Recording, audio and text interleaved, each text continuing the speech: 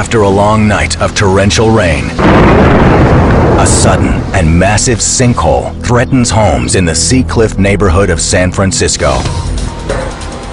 Emergency workers frantically work to keep lives and property safe.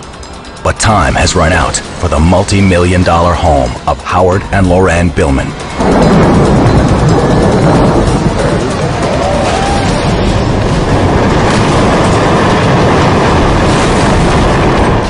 Investigator and geologist engineer Ed Medley has dealt with a lot of disasters, but this one is in a class of its own. The foundations were lost, the soil disappeared from around the foundations and completely removed the support for the house until it finally couldn't stand. And the reason why that happened was that there was a great pit that developed in the middle of the night. The upscale Seacliff neighborhood is built mainly on sand dunes, which quickly erode with too much water. We go to the beach and we turn on the garden hose and full pressure and we aim it at the sand on the beach. We know that we can carve ourselves great pits very, very quickly. So underwater pressure, this soil easily mobilizes and flows away, and that's what happened that night. The rapidly expanding sinkhole, nearly 250 feet wide and 40 feet deep, literally sucks the earth from under the 5-story Tudor. We saw the water gushing out of the sewer, gushing out like a 6-foot fire hose. Neighbor Tom McAfee was one of the first to notice something wrong. He and his wife were awakened at 2 in the morning. We looked at each other and said, you know, I think we better evacuate. They run for their lives with their 3 children, but they have no idea what has happened to their neighbors, the Billmans. We scurried around the house, grabbed what we could, threw it in the car, poof, we're gone. We thought our house was a goner too. The culprit behind the monster sinkhole is a 100-year-old brick sewer line, 6 feet in diameter, that ran under the Billmans' home. A 200-foot section of it has completely collapsed. It now shoots rainwater and raw sewage from the broken ends at 2,500 gallons per second. The overnight storm is heavy, but not unheard of in these parts. The sewer line has done its job for decades. So why does it fail now? The answer lies in the construction of the brick tunnel itself. A brick sewer is bricks that are placed together and are strengthened by the amount of soil pressure on the sewer itself. Wastewater engineer manager Brian Henderson uses cardboard boxes in place of bricks to show how it works. What I'm looking at here is a cross-section of a brick pipe. As soil pressure is applied, the forces acting on the bricks themselves with pressure from the outside will create a very rigid structure. In fact, the tunnel has been buried well under 10 solid feet of earth all along the line with no problems until there was a 10-foot diameter, 7-foot sinkhole that had developed above that sewer in the previous 18 months. That had never been there either in the previous 100 years. That sinkhole may have formed after a tunnel for a new sewer line was dug about 40 feet underground below the old brick tunnel. And it was during the construction of this small side sewer that had a little ground loss that led to a small sinkhole, a little pimple on the ground surface in the trees. Basically, nobody really sort of noticed it very much, which grew and became the focus. The tunneling caused some surface soil to collapse into newly opened spaces underground, eventually draining more than 7 feet of soil that had been covering the nearby brick tunnel. Now the sewer had only a foot of soil on top, not enough to hold it in place if the line became backed up. Tragically, that's exactly what happened, and 200 feet of the sewer structure literally collapsed. And at that point, water said, "Freedom!" And once it said freedom, it started to flow and overflow the cavity and erode soil down the slope to the creek. Timing and circumstance add up to a lethal combination of events. And now, this entire community is paying the price. Most of all, Howard and Loran Billman, whose neighbors are uncertain if they escaped before the collapse of their beloved home. It was over in a matter of seconds and just became a big bunch of trash. Up next, as million-dollar properties lie in ruin, geologists are baffled. What caused the tunnel to collapse? Our analysis told us that at this location, there was a significant constriction in the pipe. And later, 2 boys are trapped 700 feet up, and the tower is charged with 50,000 watts of electricity. Had they have exited the tower and stepped off on the ground, there would have been serious RF burns and shock potential.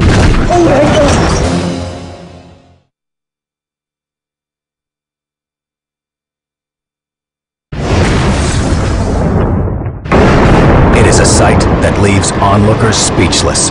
A sinkhole fed by a massive overnight rainstorm has been growing by the hour, edging towards a cluster of homes in San Francisco's Seacliff neighborhood, until finally it claims its first victim. I don't think anybody could ever have predicted that this would happen. The 8,000 square foot Tudor mansion is home to Howard and Lorraine Billman and their daughter. As the 5-story home crumbles with everything in it, no one is certain of their whereabouts. The situation was one of controlled chaos. There was still quite a bit of water flowing out of the severed sewer. The hillside was continuing to retreat. There was the expectation that 2 more houses would collapse. Lead investigator and engineer John Osteris soon realizes the immediate cause of this disaster is a 100-year-old, 6-foot diameter brick sewer line already weakened by a smaller sinkhole above it near the Billmans' backyard. There's not enough earth to hold the brick tunnel together. When rain and sewage water back up, the tunnel literally bursts at the seams. Our first best clue to what was going on here were eyewitness statements of geysers of water shooting out of manholes. There obviously had been a significant overpressurization of this sewer. But the mystery remains. Why did the water back up and pressurize the tunnel, causing it to shoot 14 feet in the air and flood neighboring homes? The answer lies in a gate near the end of the sewer line. The gate in this photograph is raised, nearly fully raised. It's still down a little bit, covering a little bit of the sewer here. But during the incident, we believe the gate was more likely down at this level, about 1/3 down. Before the sewage enters a treatment plant at the end of the line, it goes through what is called an overflow structure. Inside, a temporary gate that can be closed, blocking sewage and rainwater from leaving the tunnel while construction crews are doing maintenance work on the plant. We assumed the gate was open. Yet our analysis told us that at this location, there was a significant constriction in the pipe. In fact, the gate had been only partially closed. So that's what happened during the storm. The gate constricted the flow there. The sewer upstream pressurized. Water had to go someplace. The partially closed gate cuts off nearly 65% of the regular flow of water.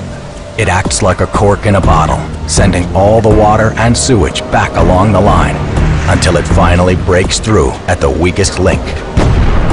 Right outside the Billmans' home, underneath that 2 feet of earth left by the smaller sinkhole. This was very, very clearly human error. Had the gate been fully opened, we would not have had restriction on the flow, we would not have pressurized the pipe, not have eroded the soil, and none of the events that followed from that would ever have occurred.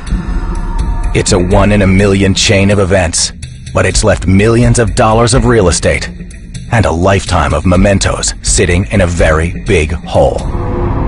I could only think about one thing, and that is survival.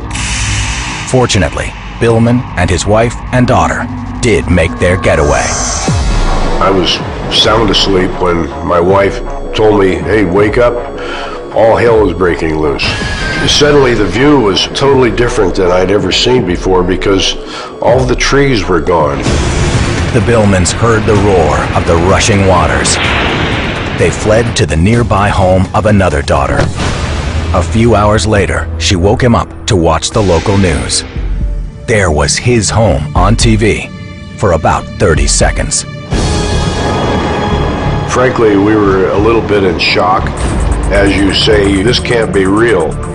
The Billmans never rebuilt on the land. They were just happy to get out alive. By the time we left, the hole had developed approximately right here. Insurance covered their loss, and the city covered up the massive sinkhole.